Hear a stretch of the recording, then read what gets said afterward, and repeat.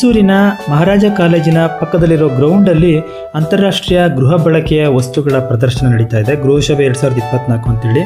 ಇದರ ವಿಶೇಷತೆ ಏನು ಅಂತ ಹೇಳಿದ್ರೆ, ಇದು ಆ್ಯಕ್ಚುಲಿ ಕೇಕ್ ಶೋ ಅಂತ ಕೂಡ ಇದನ್ನು ಕರೀತಾರೆ. ಪ್ರತಿ ವರ್ಷ ನಡೆಯುತ್ತೆ ಡಿಸೆಂಬರಲ್ಲಿ.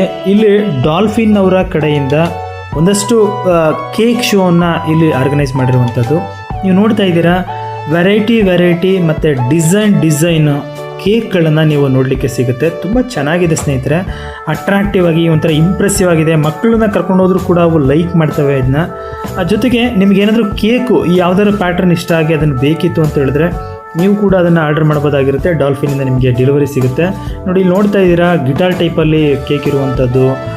ಒಂದು ರೀತಿ ನಾವೇನು ಹೇಳ್ತೀವಿ, ಕಪಲ್ಸ್ ಒಂದು ಫಿಗರಲ್ಲಿರುವಂಥದ್ದು.